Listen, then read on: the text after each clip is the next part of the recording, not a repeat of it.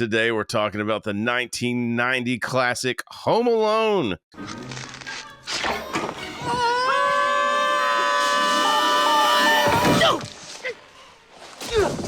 Talk about like child actors that were just ended up being completely and totally legendary. Yeah, nobody likes him. Scolds Kevin. He won't let him watch the movie. He had to pack his own suitcase. Pack my suitcase? Sometimes I'll be home by myself, like if Julie's out of town.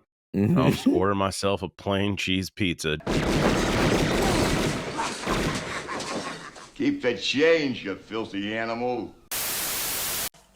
4, 3, 2, 1. Cue music. Are you here all by yourself? Ma'am, I'm 8 years old. You think I'd be here alone? I don't think so. Jesus, I haven't even been drinking today. What's up, everybody? Welcome back to Be Kind, Let's Rewind, the nostalgia podcast no one asked for. Today, we're talking about the 1990 classic Home Alone. Guys, this is probably my favorite Christmas movie. Yes, exactly, Shadwick. That maybe of all time. I don't know, probably because I remember seeing it in theaters. My family would watch it all the time. This is one of mine. Every single year at Christmas, I watched this one. So first time I saw this was in theaters, probably with Leaf. I'm not even sure. Leaf, do you remember? Dude, it was definitely in theaters. I'm not sure if we went together, but I mean, like, I don't know anyone that didn't see this multiple times in theaters. It's one of those that is just a juggernaut, man. This thing could not be stopped. And we'll talk about like its budget and how much it made at the box office. Spoiler alert. Chadwick, what about you, man? Yeah, made a lot. I don't remember like the first time I saw it, but I know like we watched it ad nauseum when we were kids, you know. I've got some stories. Hopefully I don't forget as we get into it, but I do remember just one out of the gate. This was the movie that inspired me when I was over at Leafs one time, and it was freezing outside, so we sprayed water on the steps outside, his brick steps and stone. And my dad nearly killed himself the next morning trying to like. Well, I saw it on TV. I mean, it'd be funny. We did that. But when I was between like, I don't know, 8 and 12 years old, I lived on the street and there was like a steep hill. So we would do that and like try to sled down. Just hoping something would freeze. Yeah. All those cars that were coming down the road. Yeah. Luckily, I wasn't spending the night at Leaf's house, so I wasn't on the end of that one. But I imagine that experience led Leaf's dad over to.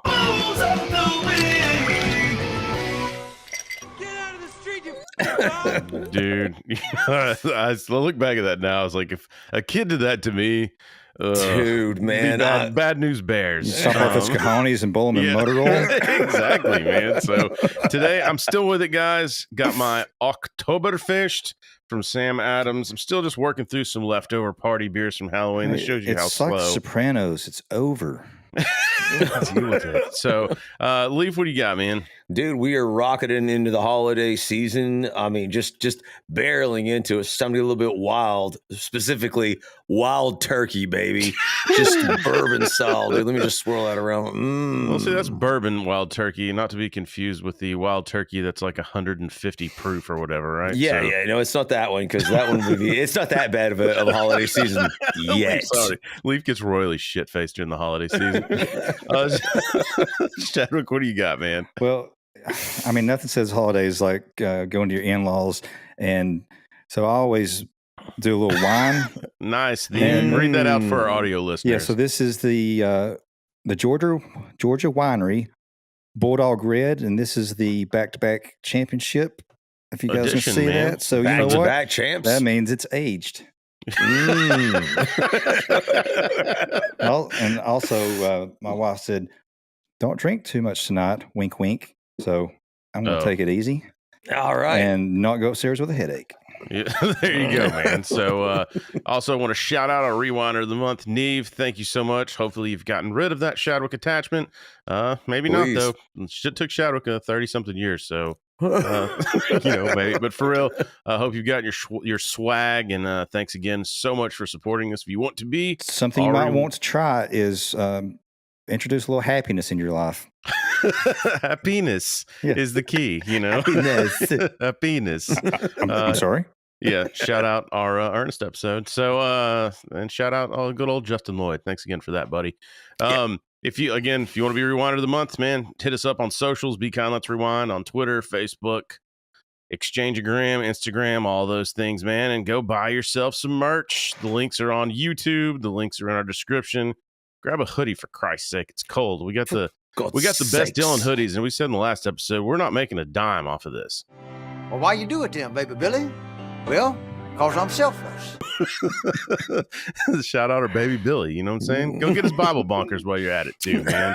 So, dude, let's get over into this one, man. Leaf, kick us off with some boring ass facts. Ladies and gentlemen, happy holidays. And for the uninitiated, Home Alone is a 1990 American Christmas comedy film directed by Chris Columbus and written and produced by the illustrious John Hughes. And this film was made for a budget of only $18 million, but pulled in a paltry sum of $476.7 million at the box office. Here's what's funny about the studio for this. When they were trying to get this movie made, so Chris Columbus was originally scheduled to direct Christmas Vacation with Chevy Chase. Right. He quickly figured out the Christmas Vacation part of this was fine. It was the Chevy Chase part that was not fine with him and his personality. So that's a thing. He begged. Did they clash? Yes. And so he asked to be moved off of that film. And then so John Hughes gave him this one. They were like, okay, man, studio was like budgeted $10 million. And there's a really good doc if you haven't watched it, The Movies That Made Us. It's on Netflix. They cover this, but this one almost didn't get made, man. And you look back now, and I guess hindsight's 2020, my friend. Wait a minute, Mr. T, are you telling me that you bet on the fight in Rocky 3 and that you bet against Rocky? Hindsight is 2020, my friend. If this movie gets canned, look at the profit margin on this. Look at the franchise this launched. Look at everything that was in. It was almost over $8 million, which is nothing to a studio. Nothing. I was surprised, Chris Columbus, because first off, I thought John Hughes had directed this, and on the rewatch last night, seeing the opening credits, I was like, Chris Columbus. So I looked him up. Did you guys look at his writing? Goonies. Yeah. What was the other one? There was Goonies. There's a couple of other big ones that he did. But yeah, man. Yeah, there was one right before Goonies. Damn it, I can't remember what it was now. It was all things 80s. But yeah, man, he had Gremlins, right? Yeah, Gremlins. Yeah. So I mean, dude, okay. Yeah, dude. So this dude was, John Hughes and him, right? And he was. They thought he was going to be the next John Hughes, more or less. So he was really itching to get his crack at directing until he got Chevy chased. And he's like, I don't know if this is for me, guys. Let me direct children. I'll start there instead of a grown child. Enter one Macaulay Culkin, since you mentioned that, straight off the gate. Man, talk about child actors that were just ended up being completely and totally legendary. And of course, and he was so cute as a little kid. You know, every one of those Hollywood execs wanted to. And but I mean, for him to be, because Macaulay Culkin got this gig essentially from what I read off of Uncle Buck, his performance in that, where being so young, I mean, his whole family was, in this. We'll get to Fuller in a second, but that's his brother, in real life. But that's scene, crazy. Specifically, I'm glad you mentioned that scene in Uncle Buck where he's being interrogated or he's interrogating, and he was so young, but he's able to rattle off really sort of complicated lines very fast. Yeah. He was just really talented. Do you have a house? Apartment. On a rent? Rent. What do you do for a living? Lots of things. Where's your office? I don't have one. How come? I don't need one. Where's your wife? Don't have one. And I noticed last night they kind of revisited the structure of that scene with the supermarket checkout girl. Yep, they did that too. Yeah, they did. They borrowed some from Uncle Buck. The quick back and forth with that. But I mean, for a kid, they even said I think he could only shoot 5 hours a day, wink, wink, with child labor laws, which I'm sure they followed to a T. Sure, in Hollywood. But I mean, and they would bribe him with, they said he would take, this was kind of crazy. So they're like, oh, you can only shoot 5 hours a day. And they were like, well, he was tired, so he would sleep in between scenes. And I'm like, On a 5-hour day? Like, probably not, guys. I don't believe this was a true 5-hour day. And no, we took him to our trailer and with him though, in this, they said that they would bribe him with Nintendo to be like, hey man, if you get your lines and you behave like Chris Columbus was like, hey man, you can play some Nintendo. They had a Nintendo on set for him. So I was like, I mean, it's like candy. But with electronics, the future is now, guys. I guess this would have been filmed in 89. Right. And I wonder if that total, I don't know for a fact, but I wonder if that total counts the re-release. Do y'all remember, like, they re-released this back in the theaters again? The re-release, yes, that will count the re-release in theaters. What it won't count is what we always talk about. It's making an assload off streaming. It's making an assload off rentals. It made an assload off DVD sales. This was $1 billion franchise. For sure. VHS, the future of technology, dude. Let's not forget. Laserdisc was the future. God damn it! Oh yeah, that's right. All right, man. Let's go ahead and kick this one off because as we get to the cast members, I do have a little bit of behind the scenes on the coulda, woulda, shoulda thing. So yeah, we basically it's Kieran Culkin. All right, Kieran Culkin. We were trying to remember his name. Fuller's name. Right. So the movie basically opens up, dude. On the night before a big Paris trip, we meet the majority of the cast, like almost straight off. The McCallister family and extended family is buzzing about their trip. It's the night before, everybody's sort of packing and getting ready. Yeah. Dude, you're kicked off out of the gate. There's no doubt who scored this movie when it starts. Like, because you see the house. Yeah.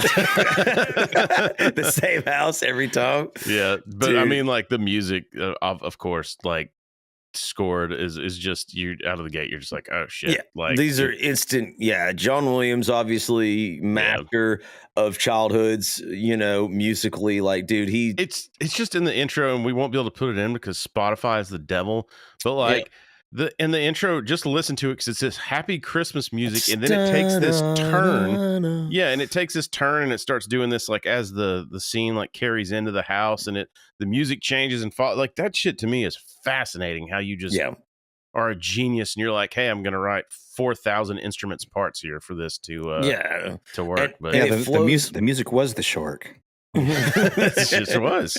Yeah, it was. And it's amazing the feeling that I get every single time I watch this film. And you know what? It honestly does not kick in until I hear the music. The music brings all of those old school feelings back. All of the nostalgia really hits when you hear that score, and it's just legendary. And all the music throughout this is like the chase scenes, when Marv and Harry are all running around. Like, dude, it's or just, even like the battle scene when they're hitting up that rock and roll Christmas music or whatever. Yes, Trans-Siberian Orchestra, whatever the fuck. Right, it is. yeah, which is a good point. There's Christmas music all throughout this. Yeah. So I mean, I'm sure this is probably leave it in the comments if this is one of your movies that kicks off Christmas. People watch this every year. It's always on television. It's on streaming sites pretty much permanently. But bought it. I have it on DVD.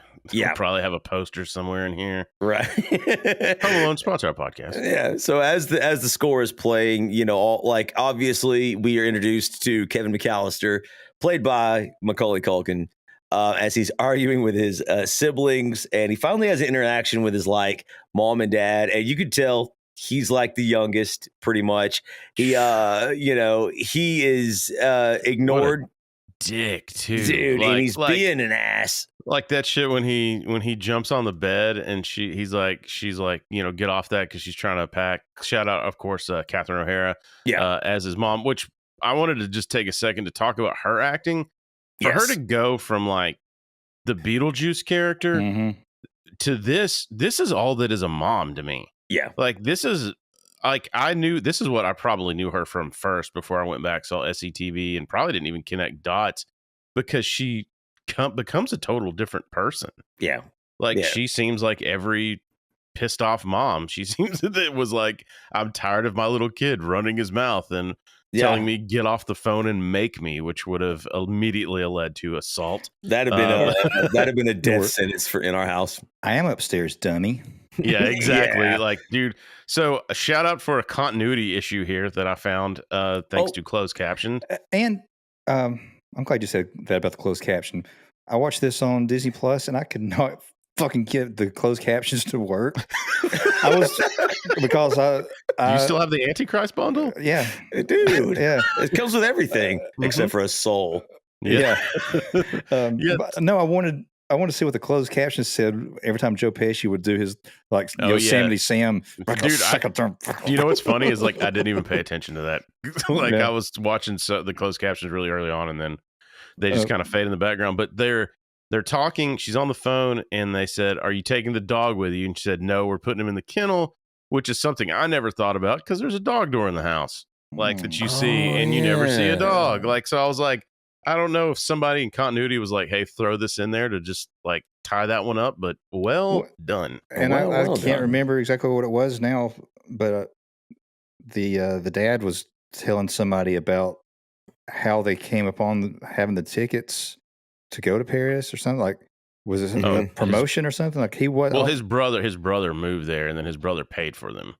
Okay. Yeah. So his brother wanted all the family because his brother's kids are still there going to school. So his dad was lonely, and obviously, like his mistress has gone away, so he's going to fly the whole family up there. Clearly, and all the girls there have hairy armpits. Yeah, and no nude beaches during the winter. So I don't mind it so much.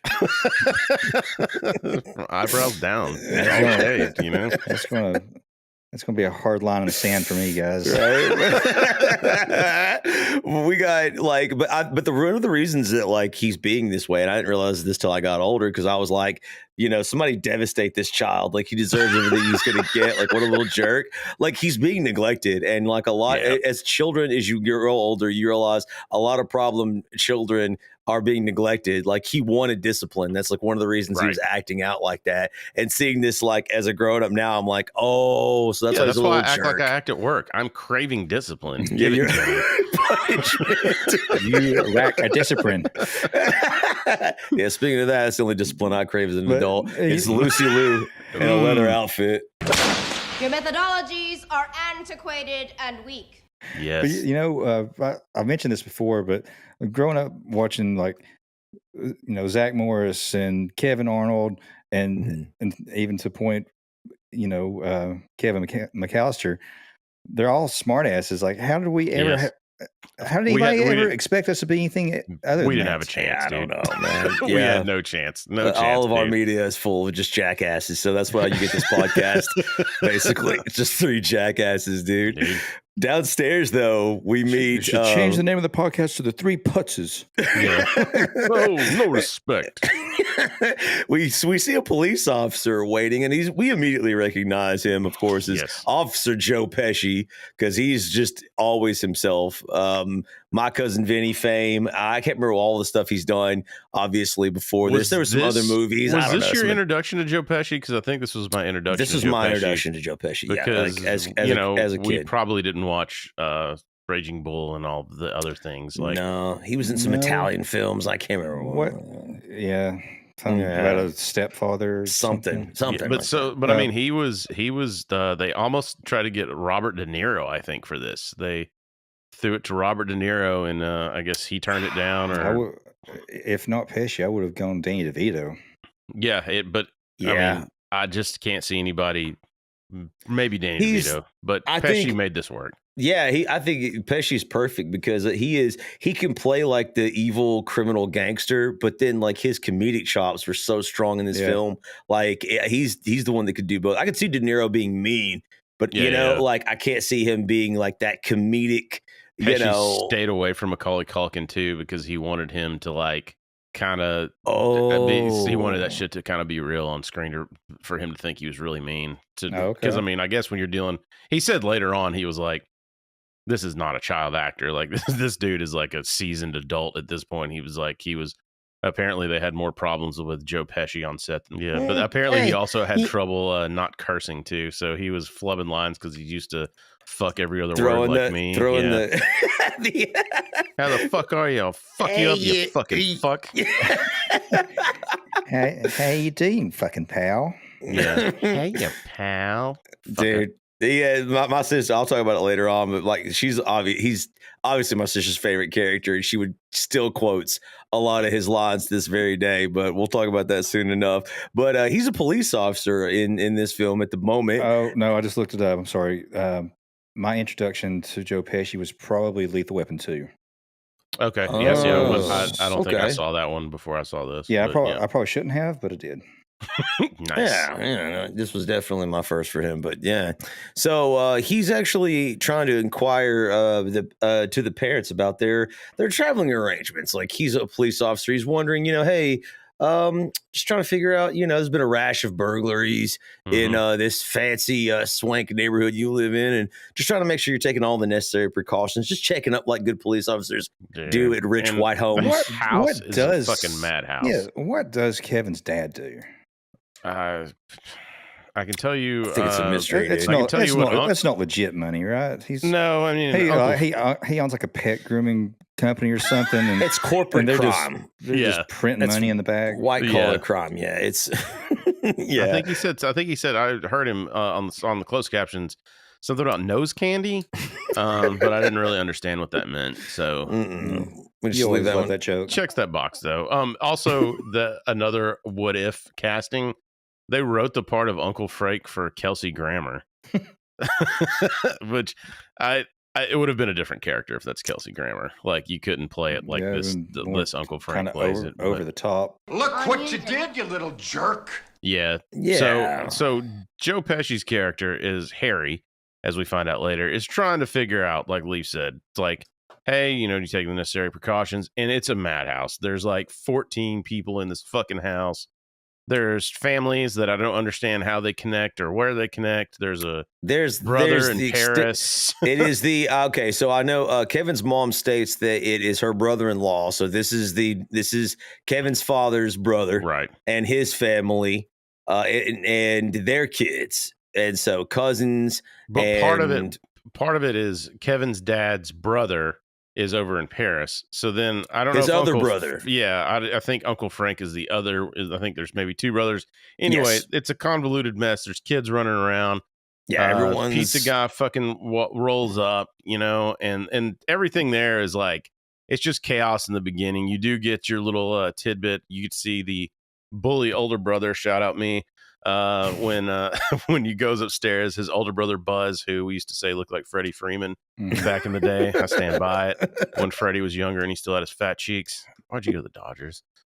So he goes upstairs, and Buzz drops this nice little plot point of old man Marley across the street, which, by the way, this kid as an actor, he delivers this line really well. This whole story about how that's him back in '58. Murdered his whole family and half the people on his block. And he keeps them in the salt bin that he uses to mummify them. Like, no, in the movie, he caught up with him half mile down the road and slit his throat. It's a good one. I noticed when the pizza delivery guy gets here, which it's also a running joke. Everybody hits that bronze statue. Yes.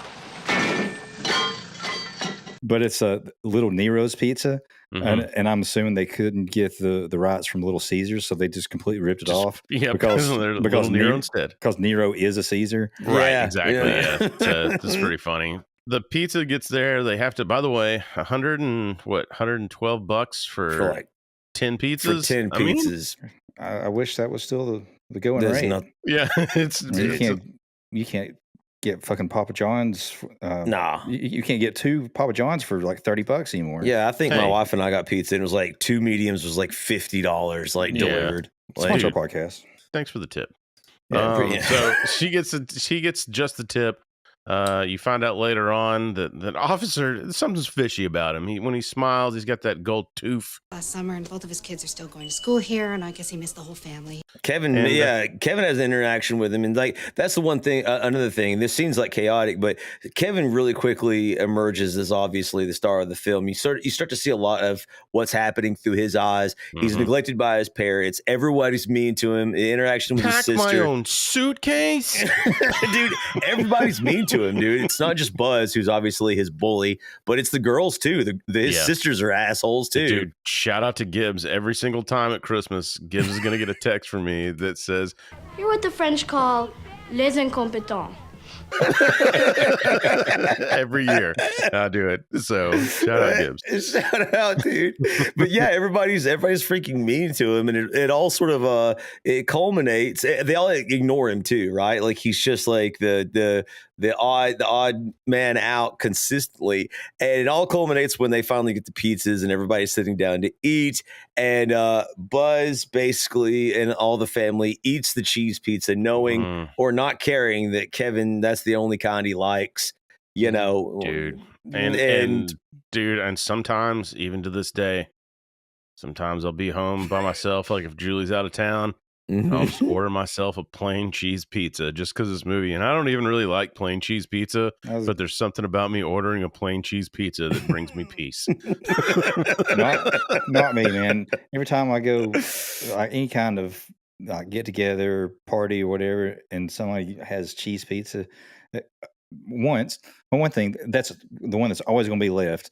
Like everybody's going to eat all the good stuff. But every time I'm like, fucking grow up. Who eats cheese pizza? What are you, Kevin McCallister? Jesus. Listen, I think that cheese pizza is underrated. I think there's some simplicity about it. I like it, you know, like it's good every now and again. But maybe some cheesy bread. A lovely cheese pizza just for me. But dude, if I'm by myself, I'm ordering a plain cheese pizza, and I'm going to call him on the phone just so I can say you're getting a plain cheese pizza. You're getting pizza. A buffalo chicken pizza. A lovely cheese pizza. I only do that when you're here, so we can have diarrhea together. You can take tandem dumps. I like holding hands in the. Like sharing, share, baby. So, his brother, when Kevin's looking for the cheese pizza, it is nowhere to be found, and I believe Buzz says, unless somebody barfs it up, like you're not going to have. Dude, there was some perfectly good pizza there. Kevin could have had, but he's a brat. He's having to pack his own suitcase. But he snaps and attacks Buzz, causing a gigantic ruckus. It's just a ruckus, guys. Could you describe this ruckus? Could you describe the ruckus, sir? Watch your tongue, young man. Watch it.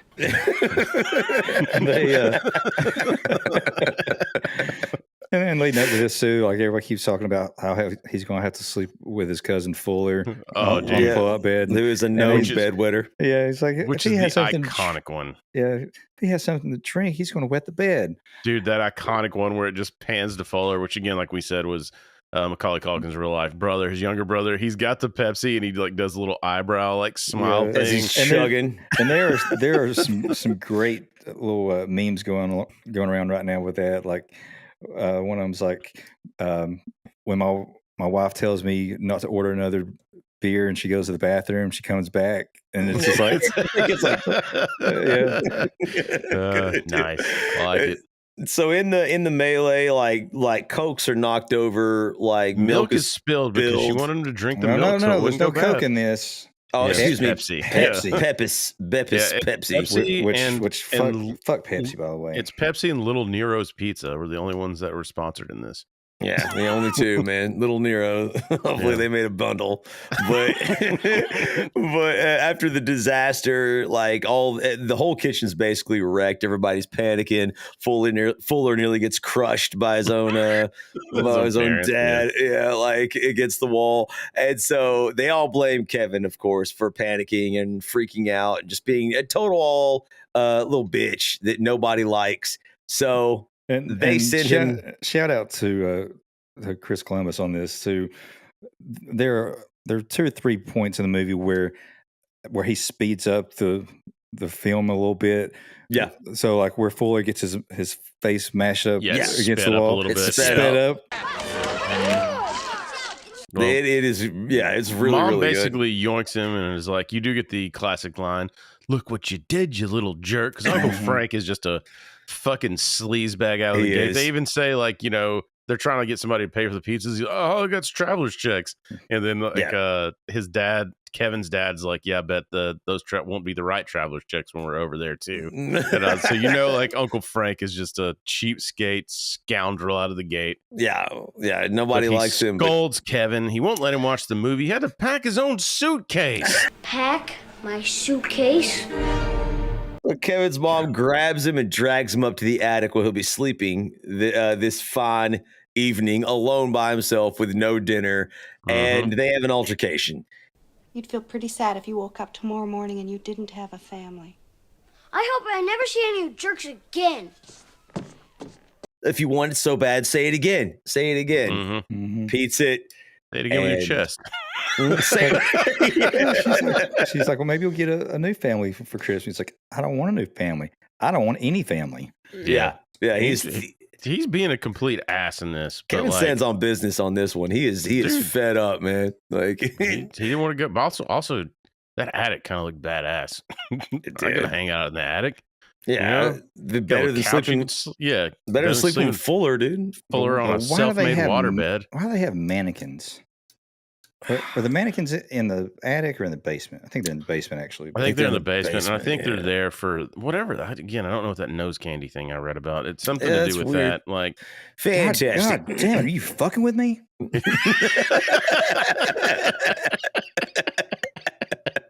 Shit, dude. And so Kevin is banished. Yeah, Kevin is banished upstairs. After he already says, "I am upstairs, you dummy." Yeah. And calls him a dummy. He's like, yeah, families suck. Yeah, and so he's done with it. He doesn't want a family, so he's going to sleep upstairs by himself. Yeah, and then all of a sudden, everybody goes to sleep. And then what happens, Leaf? There's a storm, a windstorm blowing around as if by magic.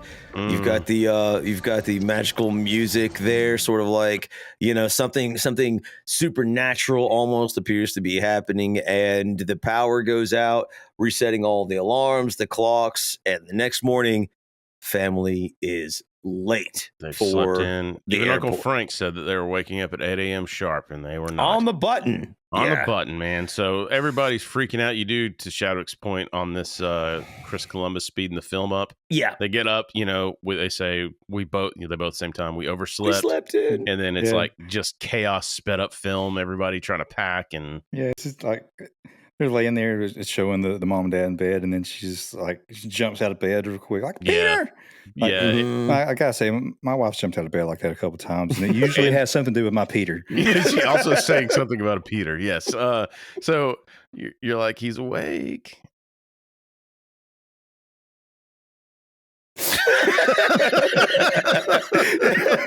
Shavok's looking out through bed. He's like, I've got a boner. Classic. So they're like, they're gonna miss their flight again. What's the missing the flight thing, man? John Hughes must have had some just terrible flight travel issues. Dude, this is before 9/11. Before you needed 7 hours. I was gonna say that Uncle Frank's like, 45 minutes. We're never going to make this flight. Yeah. I'm like, you won't. Yeah. Okay. Not now. Reminds me you may not even catch the next one that's 4 hours later now. Reminds me of that tragedy.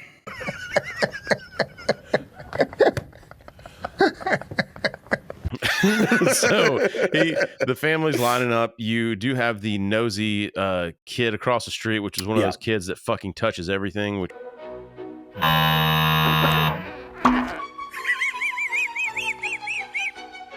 we all had friends like that as kids, or you were that kid. And I was not that kid, but my mom, with a passion, hated children like this. And so they would come over, they go through your shit or break your toys. But anyway, this kid is going through the van. So your mom told me that she hated all children. She did, but she hates them all equally, and that's why I love my mom. So she separately. Yeah. So they're doing a head count. By the way, what's her name? I don't even know what this girl's name is. That's like a cousin or whatever. But she's a brunette. She's counting everybody to make sure, like, hey, we got everybody. But she erroneously counts the kid that's going through people's shit in the back seat. Erroneous. Mm-hmm.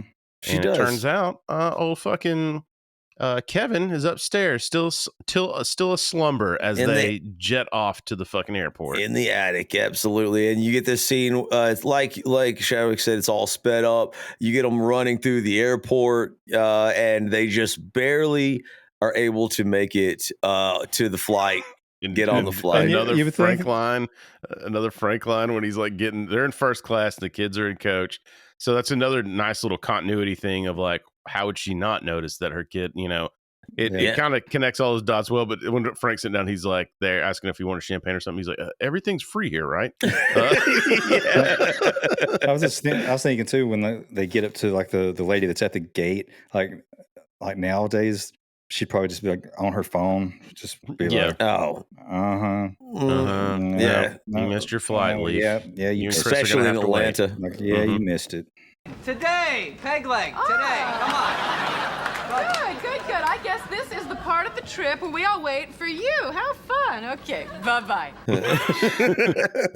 Yeah, and so, but they do actually barely make it, and like they're getting on the flight, and basically the scene cuts, and it's sort of like Kevin's mom and dad kind of chilling, hanging out, talking, just like she has this sneaking suspicion she may have forgotten something, but you always have that feeling when you go on to travel, right? And I like where she's like, you feel guilty, like we're in first class and the kids are all in coach, and the dad's basically like, fuck them kids. He was. Uncle Frank's man. Like, can I get some of these free bottles to go? But back at the house, Kevin wakes up. And dude, like he starts to slowly look around the house. It's quiet. There's no noise. He starts to explore the rooms. He's looking around and nobody's home, man. Like everyone seems to be gone. Did someone say wish? John B. granted his wish from Pee-wee's Playhouse.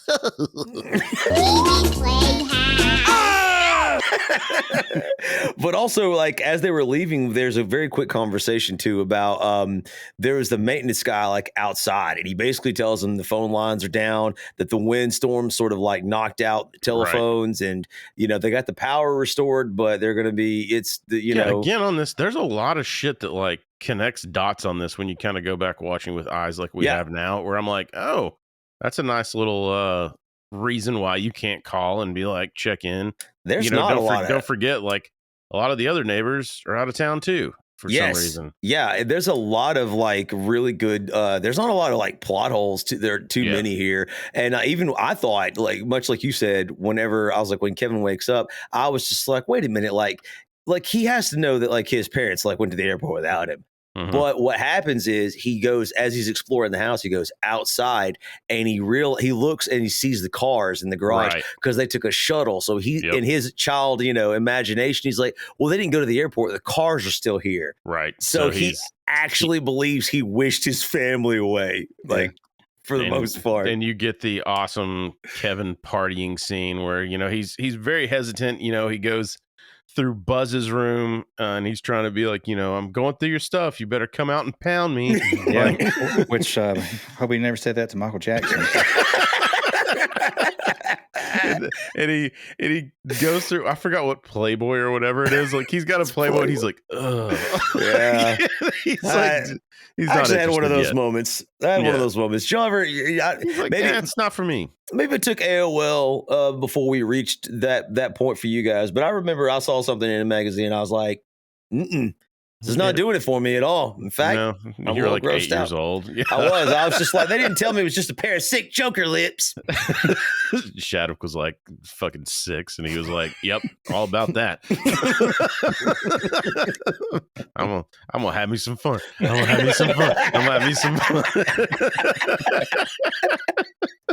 So as he's going through all of Buzz's, like, what?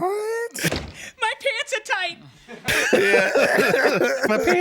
My pants are tight. So he's going through Buzz's stuff. They do shout out. You get the remember the starting line or starter action figures. Starting lineup. Yeah, starting lineup. Yes. That was it. The sports figures, man. Yes. So that was like a nice little blast from the past. Watching that, I was like, oh shit, man, I remember those. Yeah, he's shooting them with a BB gun inside the house.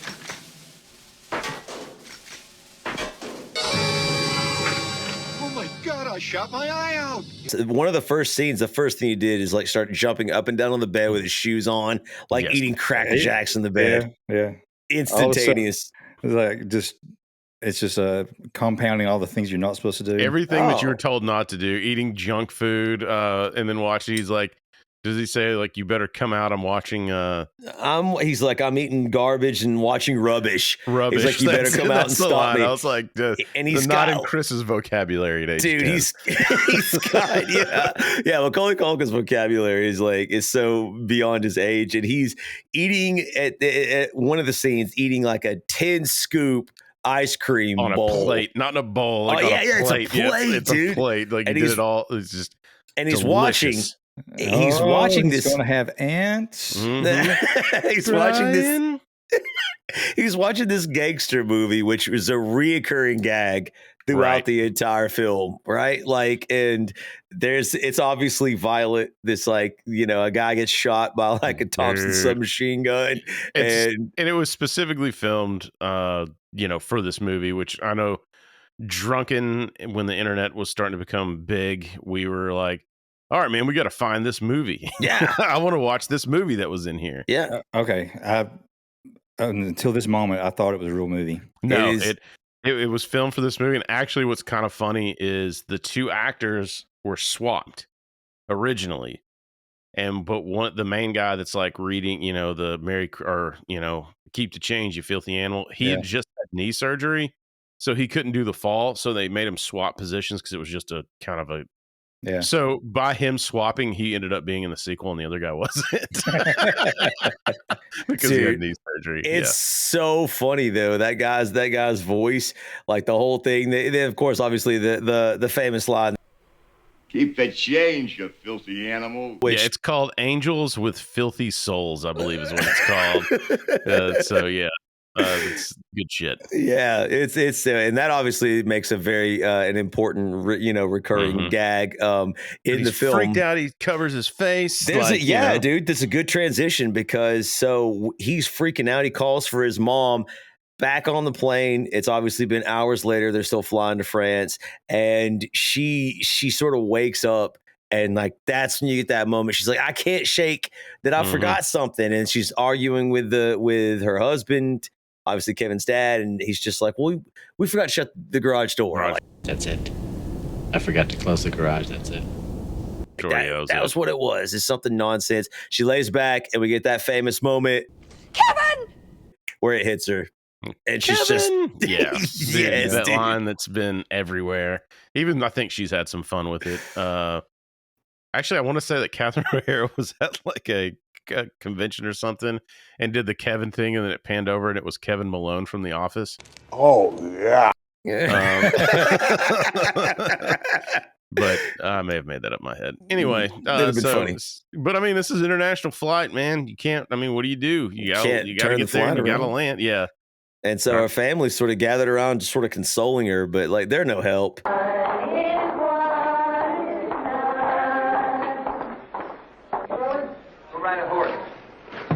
Like it's just, she just feels like the worst person like on the face of the earth. And, Oh, because she is. and she forgot her kind of child. she kind of sucks, man. Yeah. No, at no point did she ever look like to find him. You know what I Yeah, mean? Like, and that's She just was it. busy. You woke up late, but that's too. You wake up late. You're freaking out. You're trying to get international flight. Big fucking deal.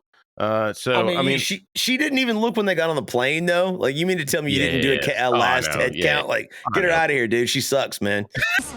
Madame, que faites-vous? I'm sorry, it's an emergency. We really have to make a call. Mais que se passe-t-il? Please, our brother's home alone. Rendez-moi le téléphone. Excuse me, just give us the phone. fuck off. She's got Kevin's too many mom is kids. When you start having more and more kids, they become expendable. So that's what Kevin is. So they do finally land, and then she calls the police, and I'll be damned. I don't know if you guys picked this up. Did you see who one of those police officers was? Hey, Carl. Good to see you. And Sure did. a shout out to our planes, trains, and automobiles, old Doobie, the cab driver. Doobie, except for in this film, his name is Sergeant Ballsack.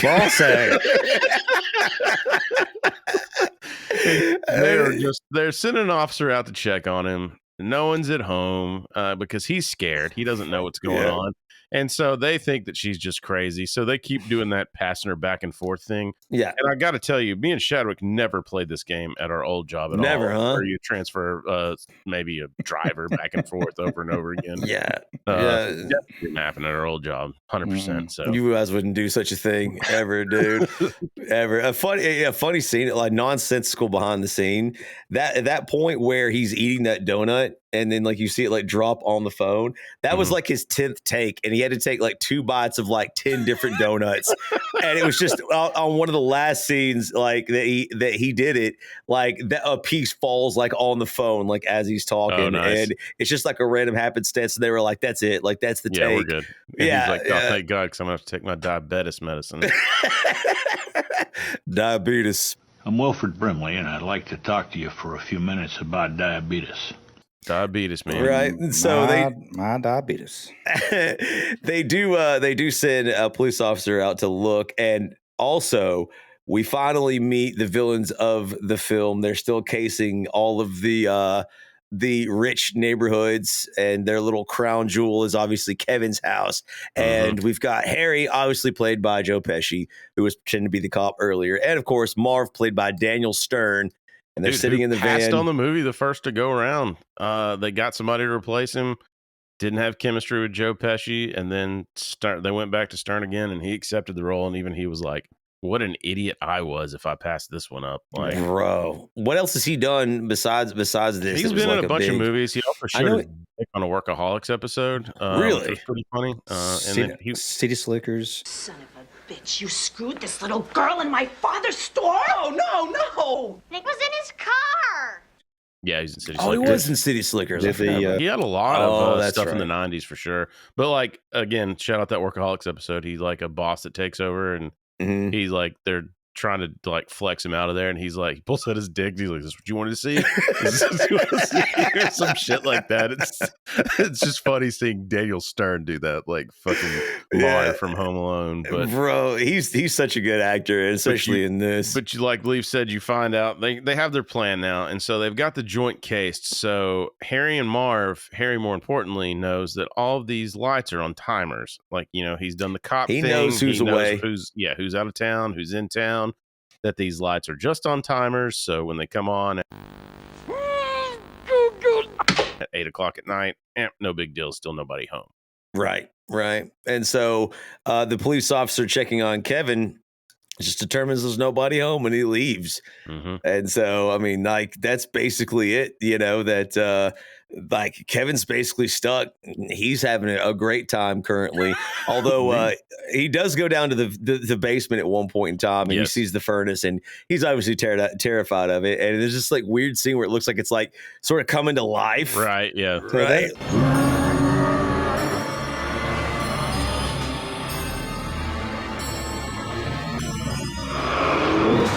So Marv and after the cop leaves, Harry and Marv go to basically break in the house, and Kevin hears them, and he rushes quick goat thinking. He turns the lights on, and they freeze thinking, you know, oh, we've made a mistake, and they think somebody's home, so they run away. So he thwarts them early on. But I mean, again, they mention this, like, this is what do they call it? The silver tuna. Yeah, like, this is the like, house they want more than the reason they were going to rob that neighborhood was because of Kevin's house. Actually, I found out too. So this is, you know, obviously an actual house, but they couldn't film in the house because the crew's too big, the rooms were too small. They built a set inside a fucking school gym. Really? So yeah, so they built a set inside the school gym. They built a, you know, when we'll get to the sticky or the Wet Bandits or whatever, where they're flooding the house. They built that scene or that set in a pool that was empty, like at the school or whatever. I think the school is now abandoned. I don't think it was abandoned at the time, but yeah, they built these sets in Chicago. What was the school? I think I had the name of it here somewhere, but Lincoln High, new Trier High School gym. But anyway, yeah, man. Yeah. So this was built inside a freaking school gymnasium. Plantation High. Man. Yeah. Shout out all of our old episodes. Yeah. So he manages to thwart Harry and Marv's original attempt to rob his house, but they're not going to give up. So the next morning is when we get, like, you know, the famous scene, obviously. Kevin is... he awakes early in the morning. He's giving a speech about, like, his morning cleanliness routine. I took a shower washing every body part with actual soap, including all my major crevices, including in between my toes and in my belly button, which I never did before but sort of enjoyed. As well as his plans for the day, because, I mean, he's by himself. He realizes, man, I'm going to have to, like, go shopping, do all the stuff that I want to do by myself. He's an adult now. He's an adult, man. And that's when he you found out through his own narration he shaved, and he splashes just a little bit of aftershave like on his cheeks after his shave. And so that was written apparently as pour it on, tap, tap, put your hands down, pause, then scream.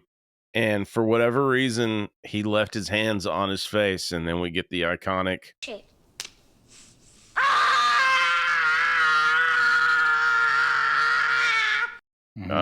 scream and scene that's been, that was all over the trailer, super famous. It's been parried 1,000 different times, still is. I mean, and it wouldn't burn if he didn't actually shave, right? Well, he said he shaved, but he didn't shave. Nah, it wouldn't. I mean, unless he had any cuts or anything, it shouldn't burn. No, it would just be like you know how alcohol feels like on your dry and cold. Cheers. Here's the fucking he needs money though, so right after he's done with his morning routine, he decides to rob Buzz's life savings, and it just looks like $8 in wired up cash. But I assume it's a lot more than that. And that's when he wrecks Buzz's room trying to climb up on his shelving. So he's got more of those little starting lineup figures. Yeah. So for the there was a stunt double for him, obviously, and it was a 30-year-old man from Macaulay Culkin. Yeah, so jockey. I'll shout out Troy Brown in a little bit, the guy that was Harry stunt man. But so that guy was talking about having to climb up the bookshelf and fall down and yada yada. Yeah, dude, that has got to be like the shittiest job. Imagine you get hired as a stunt man. It's like, all right, you're basically going to take horrific flips, falls, dips. $500. What was that dude's name? Was it Cliff Booth? That like Brad Pitt played in Once Upon a Time in Hollywood. Yeah. My name's Cliff. I'm Rick Dalton's stunt double. Yeah. But like, dude. So yeah, there's a 30-year-old dude that did that stunt falling down from the shelf or whatever. So good time. So Kevin's got his $10. No, but also in the shelf crash, you also see the spider, Buzz's pet spider, has now gotten out. Luckily, it had a bunch of what he said, frog guts earlier. Like frog guts or like fly guts or something. So it shouldn't be hungry, but who knows, man? These spiders are. It's a spider. Everybody's disgusted. 99.9% of everyone does not like a gigantic spider crawling free, much less around them. But it's out. So Kevin cares not. He goes shopping, and while he's looking for supplies, he's inquiring about a toothbrush when he runs into some creepy old man. And it's a creepy old man from across the street, man. Last Monday was a fluke. Bring it on, woman.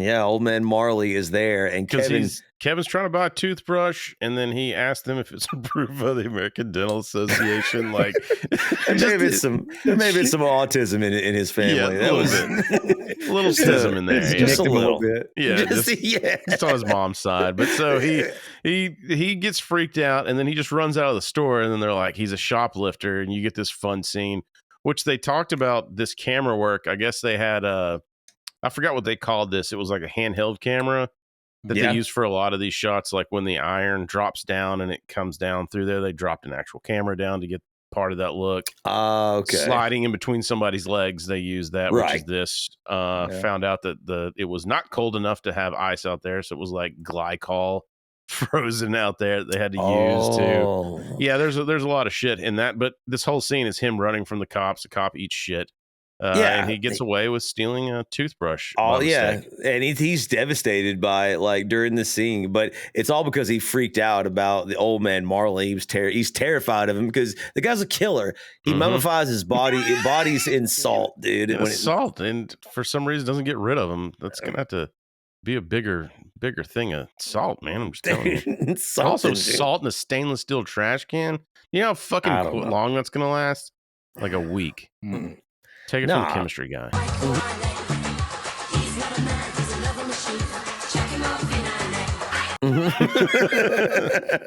And So Kevin's devastated, dude. Like he's like, I'm a criminal.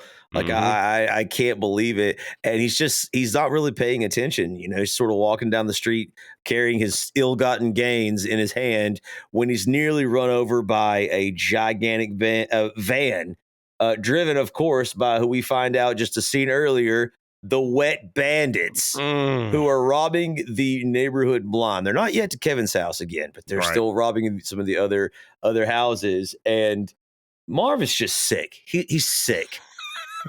Like he stuffs a rag as they're robbing these other houses into the sink and turns the faucet on, flooding like the kitchen. Like why? Like all that does he is comes just back and doesn't say anything. He's just laughing. And yeah, she's like, "You did it again, didn't you?" You did. Yeah. You're sick. You know that? You're really sick. I'm not sick. Yes, you are. I'm not sick. That's a sick thing to do. Marv is giggling, dude, because he knows he's just a piece of shit, dude. Like, why are you doing that? You've already robbed them. Why you destroy their property? All it does, what you find is leave a nice, neat paper trail every place you fucking rob. So yeah, he's just incriminating himself. But Marv has sort of this like romantic idea that there's somebody like important. They're not just common thugs and criminals. Like he's like, oh, the greats have a calling card. So you see, Marv thinks of himself and Harry as these great like thieves instead of just these common petty thugs, which is what they are. So I mean, that's another like little comedic beat. But they nearly run Kevin over in their van as they leave, and you get another one of those sped up moments where Kevin's screaming, and the van comes like right up to his face, and it screeches to a halt. And Kevin and Harry have an interaction, and Kevin recognizes Harry because of his gold tooth. Gold tooth. Yeah, they say Santa doesn't visit funeral homes. That's little buddy. So Marv says it. This is one of my sister's favorite line. Like, Santa don't visit the funeral homes, little buddy. Yeah. So Kevin recognizes Harry, and that's the most important part of the scene. And Harry recognizes that something's off with Kevin. I don't like the way that kid looked at me. Did you see that? He recognizes that he's been recognized. And then he starts to follow him, and then Kevin takes off, and they fucking lose him. And they're like, okay. So. And that's when Harry and Marv decide to approach the house. The silver tuna, man. They're not giving up this easy. Yeah, they try a second time to rob the house. But this time, there's a party going on. There is. Inside the house. Like, maybe if I was in Kevin's shoes, maybe some of the booby traps, but I would never have thought of setting up all these like party. Yeah. I wouldn't have either, and that actually leads me over to shit stuck in my head this week. We now return to Home Alone with competent robbers. Hey, be careful. There's cars on the floor here. Thanks. That's weird, huh? Yeah, the doorknob was really hot, but I just let go instead of holding onto it. And there's some ice on the stairs to the basement, so I guess just don't go down there. Just so you guys know, I have a tarantula. Well, now there are no witnesses.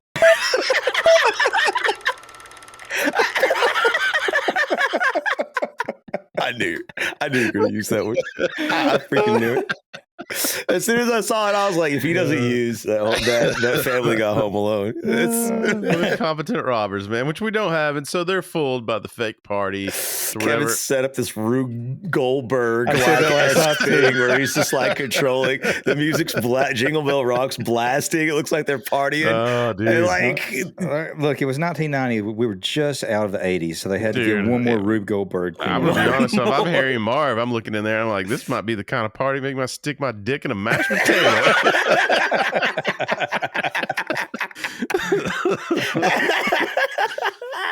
And of course they're fooled because they're not competent, as Chris stated before. So they retreat yet again. They're just like, this is so weird. There's no cars there, but there's a party. The place is rocking, and the scene finally cuts back yet again to the family in Paris. And they're at what we assume is the father's brother or their uncles. Because my sister-in-law's baby cousin Tracy.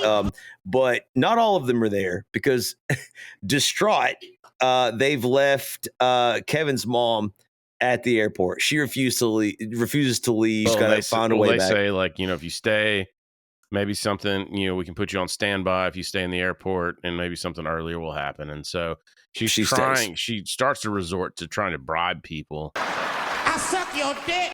Yeah. And then she ends up, there's an older couple. Is this one of the older couples there that she ends up bribing, and then with a watch and all planes, trains, and automobiles, man. Basically, she basically, she's desperate. She begs them. I suck your dick. And the old couple give them like their ticket. It's not to Chicago. This is to you don't know where. This is just across the states. Yeah, I'll tell you where it goes to. Scranton, Pennsylvania. Thank you, Scranton Strangler. I love you. You just took one more person's breath away. Shout out The Office. Mm-hmm. Shout out Kevin Malone and his delicious international chili. airport in Scranton, huh? Yeah. Fair enough. And so like she's on her way back to the United States at this point in time. Meanwhile, Kevin decides to order a pizza. A lovely cheese pizza just for very me. own cheese pizza. And that's how you have to order it when you call the pizza place. Yeah, my very own. I want my very own cheese pizza. Yeah, and they're it's like, Chris, will you fucking just stop? Just use the app. Just stop calling us. It's ridiculous, dude. We know you're lonely. What the hell's the matter with you? When are you going to stop acting like a child? I am a child. Grow up.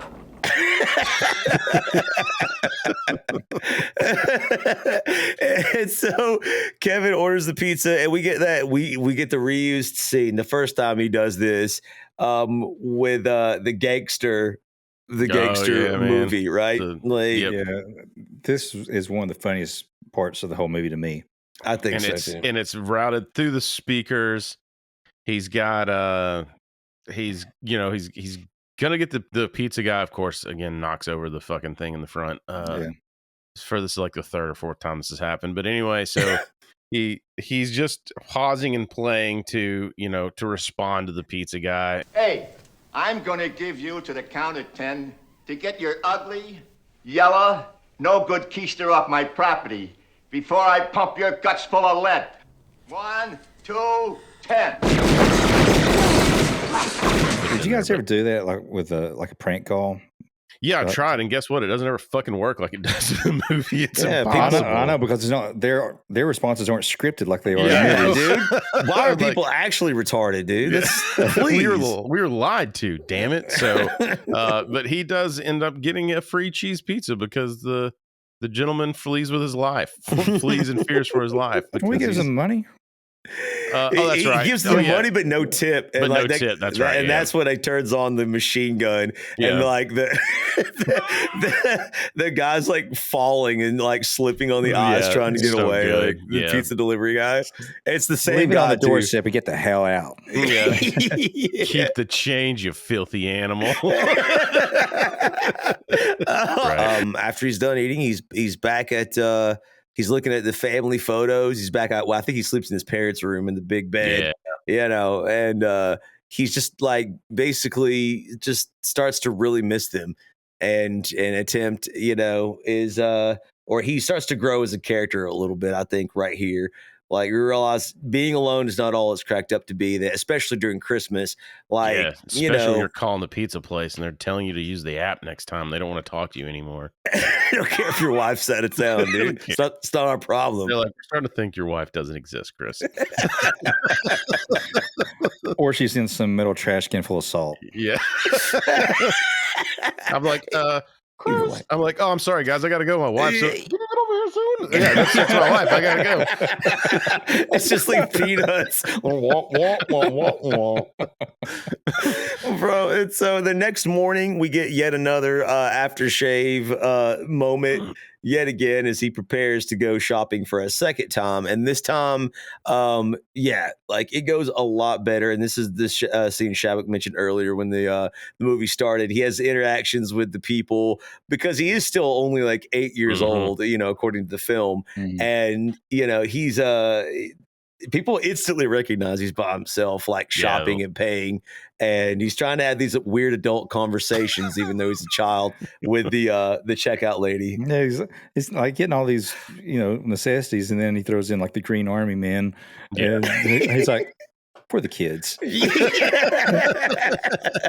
And then he's like, oh, I've got a coupon for that. Whatever it is, you know. Yeah, I found it in the morning newspaper this morning, and he's like thumbing through like one of the pamphlets or whatever they have in the store. It's just like, how are those TV dinners? Yeah, and it's just like, I don't know. I guess they're okay. He's like, I'll give them a whirl. Like, the whole thing. Then she starts like questioning him about like, you know, where's your mom? Where's your dad? And he's just like quick with the answers, you know. Yeah.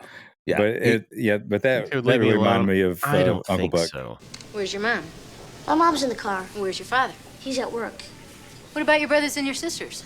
I'm an only child. Where do you live? I can't tell you that. Why not? Because you're a stranger. Yeah, that was definitely in the same vein as Uncle Buck. Where do you live? In the city. Do you have a house? Apartment. On a rent? Rent. What do you do for a living? Lots of things. Where's your office? I don't have one. How come? I don't need one. Where's your wife? Don't have one. How come? It's a long story. Do you have kids? No, I don't. How come? It's an even longer story. Back and forth. So good call, Shadwick, man. Right. So he gets home and he actually buys fabric softener and like he's got to do laundry, man, and he actually conquers his fear because he got to go downstairs to do the laundry, and the furnace is fucking piping up again. And he tells it to shut up, and dude, he's not scared anymore. No, he's conquered his fear, and you know, even though he's by himself, like you see some character growth here. You know, he's learning to handle his business. He's starting to miss his family a little bit, even though you know they are annoying and you don't like them. You know, even though he wished them away, and they're probably in some weird purgatory hell scenario in his brain. And it's all his fault. They could be being tormented for all eternity, like Disney Plus owners. Like, get our ESPN bundle. He can't resist come on, guy, get an ESPN bundle, guy. And so, obviously, the burglars, Harry and Marv, don't want to give up. They refuse. It's the best house on the block, man. Dude, it's and so tuna. I don't know what that means, but it sounds good. Yeah, despite the party, they're still casing the house, right? They're like, man, last night there was the place was jumping, and now it seems to be empty. There's nobody home. So Harry conscripts Marv to go and check, and Marv starts to try to like stick his foot through the doggy door, and he's checking the place out. And Kevin resorts back to the old gangster film, Part two, man. Now, I don't know. Filthy Angels. Which one is funnier, Shadwick? The pizza guy, like gangster moment, or this one where he like to add an insult to injury, Kevin puts the fireworks he found in Buzz's chest, in a tin pan or whatever, in a tin, or a dog bowl or something like that, right? I don't know. To me, it's funnier with the pizza guy. Yeah, it's just the first time you see it too, where you see it like so. Yeah, but Marv, snakes. The name Snakes, and so you get this when Marv gets back, and he's like, "Dude, shooting at me," and they get the hell out of there, and he's just like, "This guy named Snakes." Some guy got blown away. Yeah, I don't know no snakes. I don't know no snakes.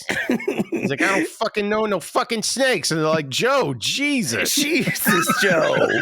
He's like, "What? What'd I do?" What? Hey, you fat Irish prick, you put my fucking money to sleep. You go get my money or I'll put your fucking brain to sleep. He's like, "You think I'm funny? Is that what you think? Funny, you think I'm fucking funny? Like the good feathers off of fucking Animaniacs. I think you should be on your fucking knees. Yeah. Am I a joke to you? Yeah, like Joe Pesci's blood sugar's low again, guys. Get him, Somebody get him a Snickers. Yeah. So, but so they get back out, and they're kind of waiting around outside because but Marv is obviously stupider than Harry, and he's sort of waiting. He's like, well, wait a minute, like, let's just see who it is. Let's if the cops show up and we turn them in for a reward, like, let's just wait and see, right? Well, I think also that's kind of a good point on this, that with the plot again, is he's like, let's stick around and like see a face, because basically he doesn't, if they get caught for the robberies, he doesn't want to get fingered for murder. That too, exactly. Right? So he's like, if we can get a face that we can be like, so what he's wanting to do is pin the robberies and the murder on the dude. Yeah, I was wrong, dude. Yeah, like he's trying to. So they're waiting outside to see who it is, obviously, and this is when the scene cuts back to Kevin's mom. Mm-hmm. And she lands in the airport. I used to say Scranton. Scranton. She's there and she's trying to get the flight, a connecting flight to Chicago. She can't do it. They can't help her. And I mean, already this is like all kinds of trains, planes, and automobiles moment with the cashier. Almost like it's from the same writer. Yeah, I know. Almost, dude. It's so strange. And behind her, I'll be damned. Excuse me.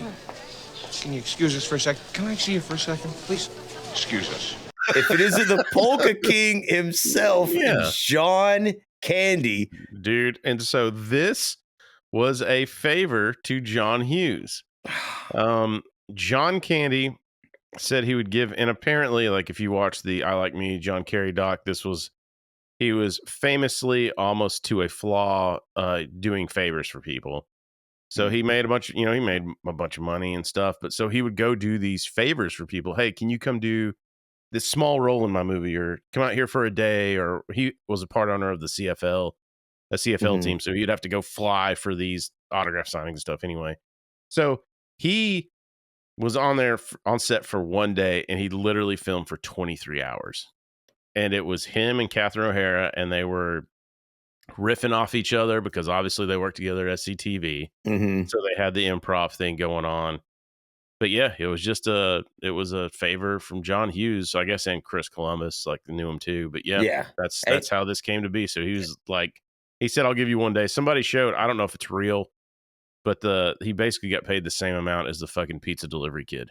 It's like $500 or something. Yeah, I believe that. Like, I absolutely believe that. And the way the scene plays out, I don't know what Shadwick thinks about it, but to me, the way the scene plays out is very, very like trains, planes, and automobiles esque. There's even this moment like when he agrees to help.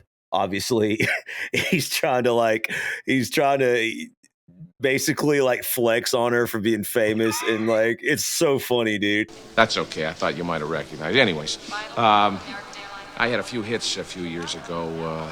That's why I, just polka, polka, polka, polka, polka, polka. No? Twin Lakes polka, Damavuji polka, a.k.a. Kiss Me polka, polka twist. Well, these are songs. Yeah. Polka, polka, polka. Yeah, he's like, we've had some...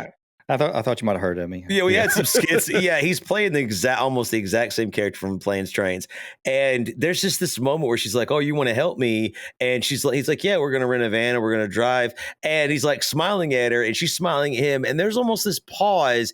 It's like almost to let the audience like be like, yeah, you probably shouldn't go with him because in his previous film it didn't work out like so well. And I really feel like there's this pause at the end of that scene, almost with a comedic beat, where it's like, remember Planes, Trains, like this is a bad idea, right? Like, and then it cuts, and it definitely was a bad idea because they're just in the back of a truck or whatever. It's almost like the freezer truck, like a box truck, like that they were in before in Planes, Trains, and they're playing polka music.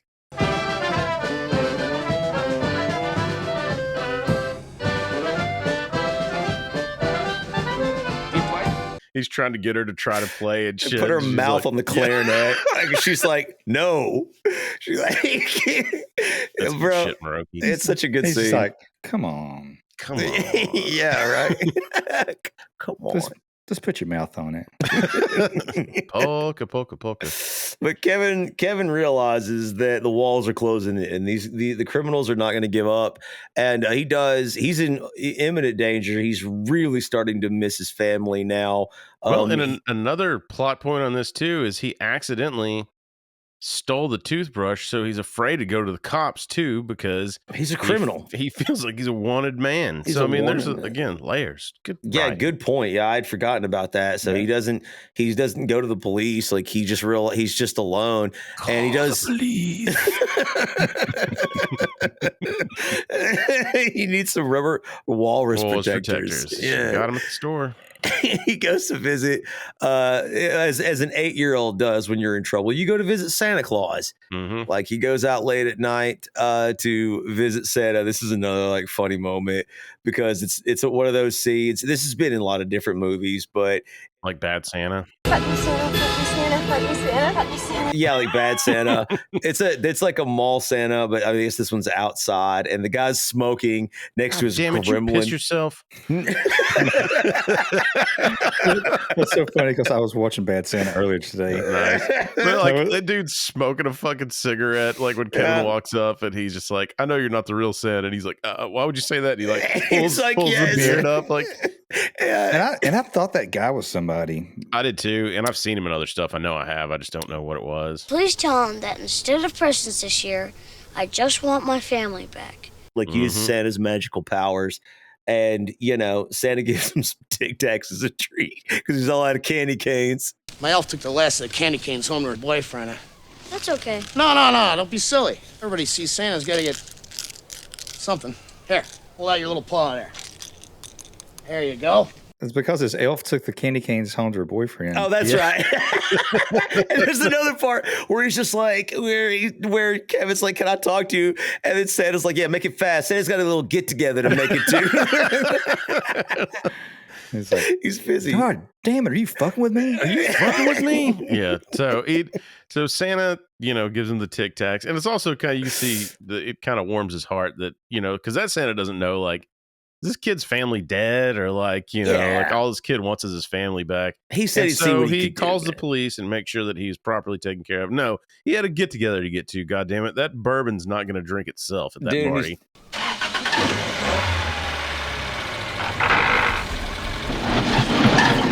Son of a... And for no reason, like as he gets in his car, he tries to start it, like and the car just like breaks down. Why is every even from The Simpsons on up? If you were a mall Santa, your car doesn't work. Like you're down on your luck. Like I'm pretty sure the people that do it don't do it for money. But it's like if for some reason it became like this down on your luck job you would get in movies. And everything's probably started with The Simpsons for us. But yeah, it does.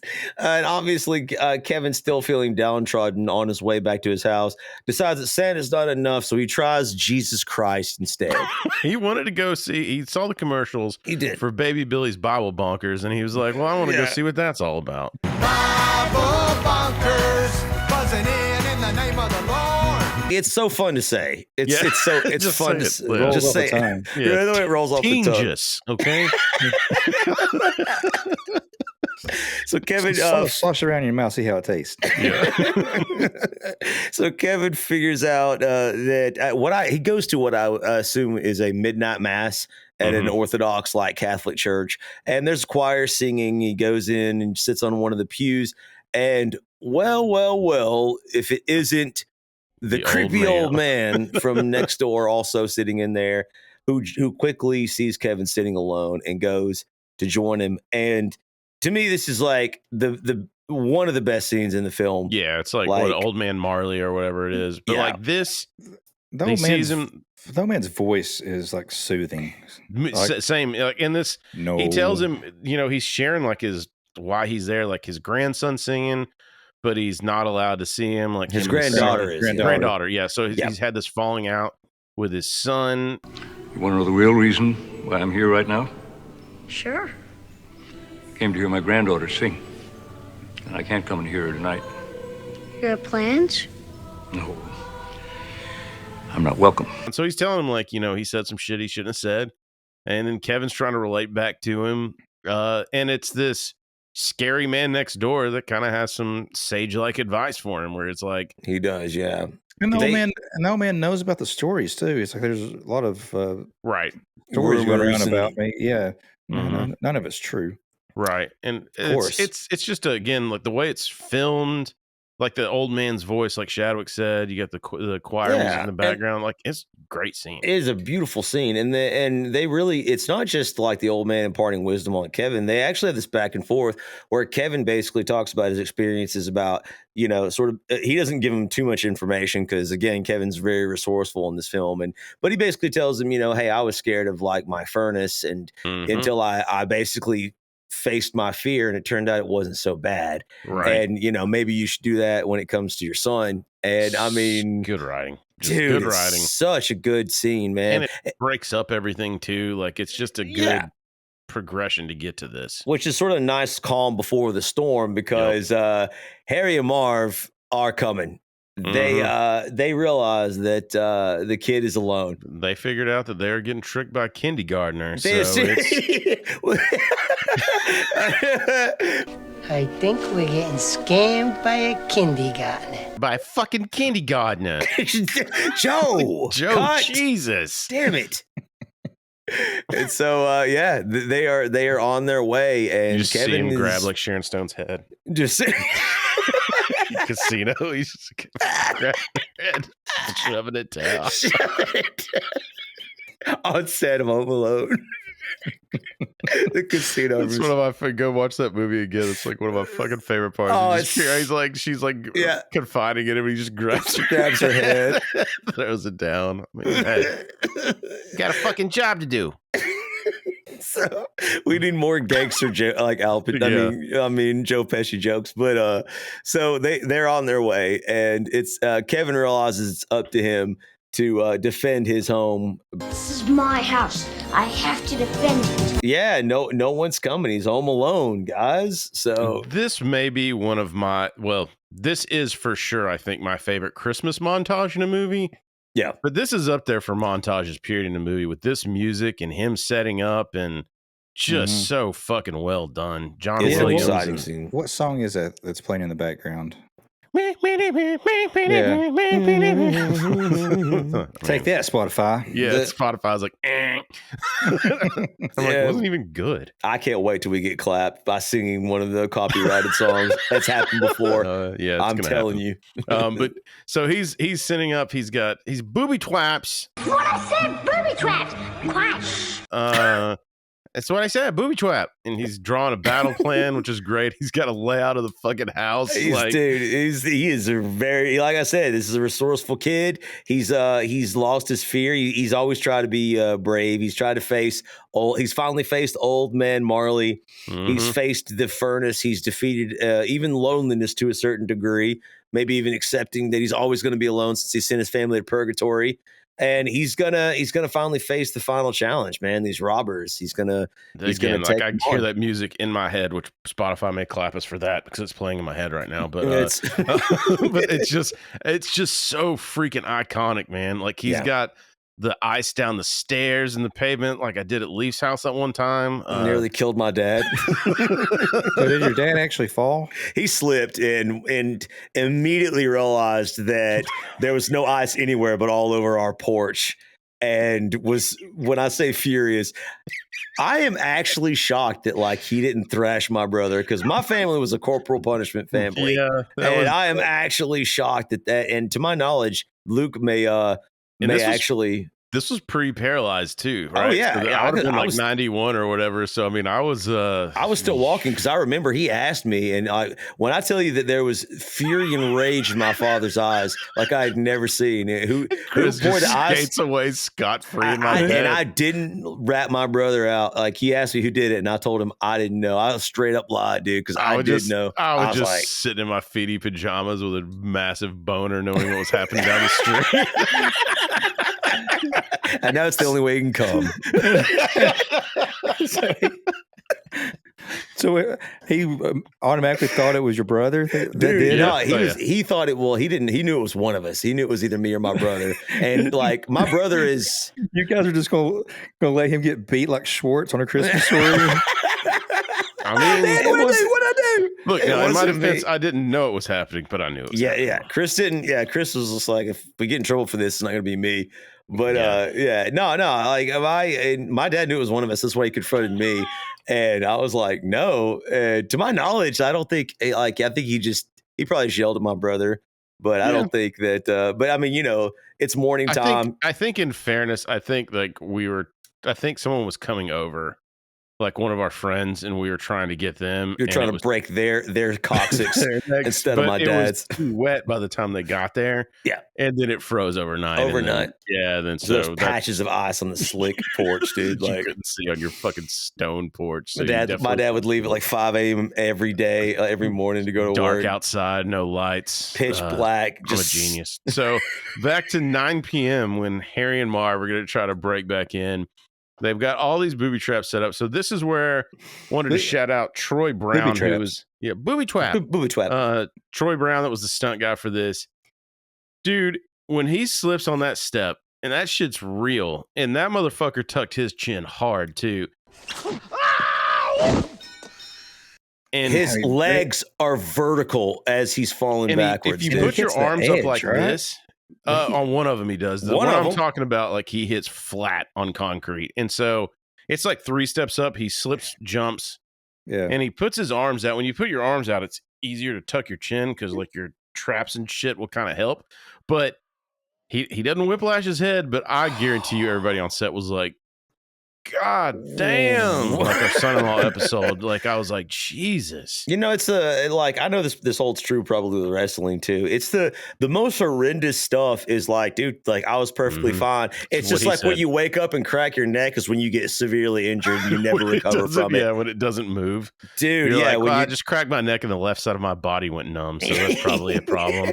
But he took a lot of these bumps. I wish I knew the other guy's name that was doing Marv, but this was the guy that did Harry. But those ones where they fall on the edge of the stairs, those, to your point, those are the ones that are like, fuck that. Like that's just pain. This whole scene, and I'm interested to know what you guys like during this Home Alone scene. Like which scenes made you cringe the hardest? And I have mine. I'll talk about here in a minute. But like I know, like some of the for me, that back bump off the icy steps. Now that I watched it, I mean, he takes a back bump like a wrestler. I mean, he's flat on his back, chin tucked. It's that one, and then there's one where they fall backwards and I want to say he falls on stairs or something. And then a close second is when they both slip and they do a back bump and there's fucking toy cars underneath them. Yeah. So like they land on these fucking Matchbox cars or Micro Machines. Dude, that's what it is. It is fucking superhuman TV show. And they're just doing it for their $500 for a day and then walking out with Micro Machines up their ass and their neck sack. I'll tell you, the one that makes my skin crawl is actually where Marv steps on the nail.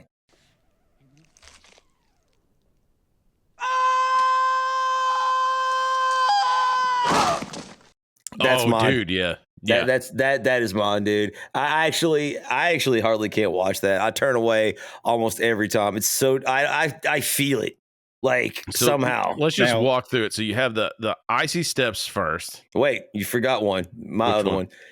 Before any of this happens, they knock on the door at the very beginning and they're like, hey kid, open up the door. And through the doggy door, he puts a BB gun straight to Joe Pesci's nutsack. Be a good little fella now and open the door. Shoot!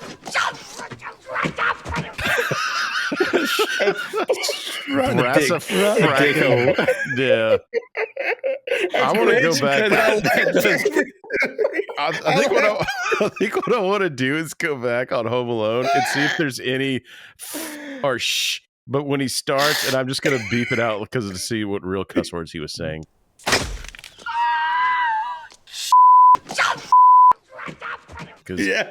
That one in the nutsack though is just like, and and the scene goes. It's almost an uncut scene because obviously, like Kevin shoots him, and Joe Pesci like turns around and can't speak.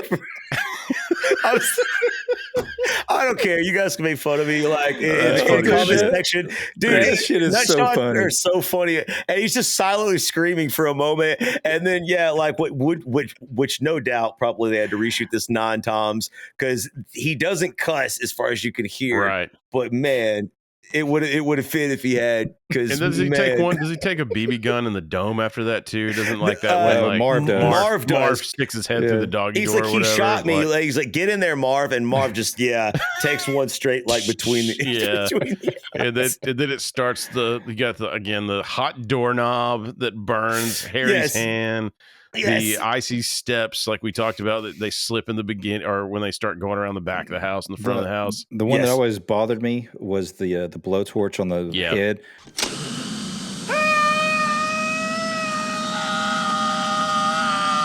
Because he stays there for so long, just It just makes it too cartoonish, I guess.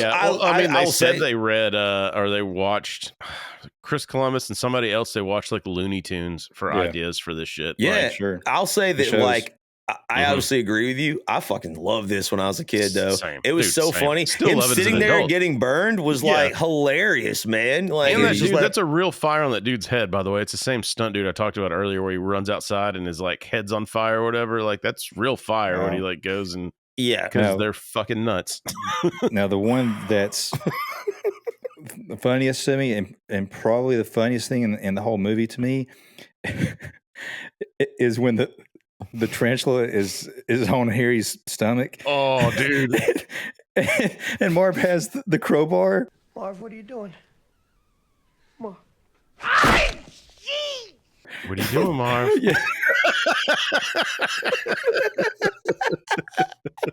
Just that thud when he hits him. Oh, dude. And misses, obviously. So you have he gets in, they're going back and forth. They're trying to go up the stairs. He throwing the paint cans. He hits them with the paint cans. They take another horrific bump again. Like I said, they already slid on the fucking micro machines. there's Back trip bumps wires. on that. Yeah, there's non-lethal stuff like when Marv the tar and feathering. Yeah. Right before they go up the stairs, he's like, "Why the hell did you take your shoes off? Why the hell you dress like a chicken?" Like they're just getting beat to death, man. Like I think Marv finally gets a hand on Kevin when he's going up the stairs, and that's when he puts the spider on his face. So I found out, which I always thought this. I was like, there is zero chance that scream was live because that's a real fucking spider on his face. So the handler said, you cannot scream because he will try to attack you probably if you scream or whatever. Which as an actor, I'm sure like, oh, cool, that's fucking comforting. That's great. Go ahead and put put a giant tarantula on my face. This killer on my face, dude. And so he pantomimes a scream in that scene, and then they added it in post. Oh, did he do the scream though? I don't know if he did the scream or not, but I think so because it sounds like him. Sounds like him. That's a good point. I never thought about that. It's a great scream or whatever. But anyway, Kevin now swaps over to the 30-year-old stunt guy who's gonna do the zip line out of the top to get to the tree house. Whoa. Yeah, and so they do that whole thing, and in the Harry and Marv are like, well, I guess we're gonna have to go catch him this way because we certainly don't want to go back down through his fun house again. Mm-hmm. Yeah. And he cuts the rope, and they do that. And let me tell you, in that situation, they don't swing on that rope. They get a fucking terrible rope burn on the inside of their hands and fall. And I know this because when I was about Kevin's age, I tried to Tarzan out of a tree with one of those long jump ropes, and it just absolutely tore the hide off both hands. Oh, I got one. I'll match that one, Shadwick. My dumbass was like, I had no fear when I was a kid. I was literally like, I'm surprised, like, I didn't get a Darwin Award, but I jumped out of a treehouse and tried to grab a rope like fucking Tarzan and slid straight down. So I was, dude, like, it was awful, man. You don't have you'd have to have like man grip strength to really exactly, pull that but in off. your imagination, you don't think that, like, you know what I'm saying? You saw it on a movie. Yeah, of course dude, it's doable. Harry and Marv swung, dude. I'm just gonna grab and swing like a monkey, dude. I'm not gonna lose the flesh off the palm of my hand for 7 years. So Kevin flees after they plant on the brick wall side of the house, and he's going to the neighbor's house. Yeah, and he finally gets caught, and they catch up with him. Hiya, pal. Oh shit! Yeah, and they are just going through the litany of things they're gonna do to him, man. I'll burn his head with a blowtorch. You could smash his face with an iron. I could slap him right in the face with a paint can, maybe. Or shove a nail through his foot. Yeah, this is not going to end well for Kevin. It's also gross as shit. He's talking about biting his fingers off one by one. He puts his fingers in his mouth. I was like, dude, that's some fucking mob shit, dude. First thing I'm going to do is bite off every one of these little fingers, one at a time. Chill out, Joe. Jesus, this is a kid's movie. They're like, Joe, cut, Joe, cut. Joe, Jesus. And what I did find out is, of course, like old man Marley that he had befriended earlier has that metal shovel, real metal shovel, the stunt guy said, and he just took it to the dome like a pro wrestler. So.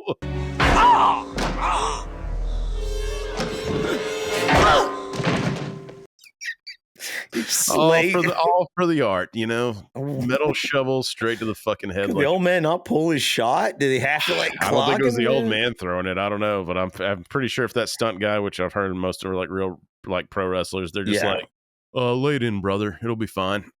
I'll be all right. And he just, hey, it's a nice little scene. He gets whacked with that fucking thing, which again, another smart part of this movie.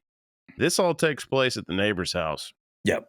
So when the police are called, they are called to the neighbor's house. Right. So Kevin is still home alone. Ambiguous. You know? Yeah. And it's actually one of the houses that the robbers have hit before because the sink is overflowing like the water. And so it's that was the set I was saying they built that in a pool. Okay. So it could just drain down into the pool or good call. Yeah, when Kevin calls, like he gives the address and he's like, "My name is Murphy," and the cop on the other side's like, "Murphy, it's you." It's a fucking RoboCop reference. Yeah, Kevin was trying to pretend to be RoboCop. So anyway, so he's back at the house watching, you know, them get arrested. The cops also, you have the funny thing. They find out like the Wet Bandits, and now they can put like all of those past robberies. Yeah, they've incriminated themselves with the Wet Bandits. And there's a scene that makes me laugh every time, and I don't know if it's just me, but like it's like the Christmas music's played. It's like "Have yourself a merry little," and as the cop car's backing up, like Harry's like looking out the window, and he's all fucked up, and like this scene makes me laugh every time because Kevin just like waves at him. Harry looks like your fucking screenshot after you lose a battle in Street Fighter. He does, dude. He's just jacked up, man. Like when the cops trying to put Harry in the car, and he's like, "Oh, watch the head, watch the head." Yeah. Dude. They're fighting, dude. Like, so that's the end of them. They go to prison, obviously, and Kevin's left on Christmas Eve, the end of Christmas Eve, and he's leaving milk and cookies out for Santa, trying to bribe him to bring his family back. He didn't want anything for Christmas. All he wanted was his family back. Dude, he just wants his family, man. Like he's had enough, right? He's realized the importance of family, and as much as they were annoying, and I think like that's sort of like one of the hidden gems in this film. It's like, your family sucks, man. Like everybody's family sucks to a certain degree. They're annoying, but they're your family. And in a lot of cases, people need other people. Like we do. Like whether it's your cousins, your best friends, whatever the case may be, it's as long as it's not Buzz's girlfriend. As long as woof.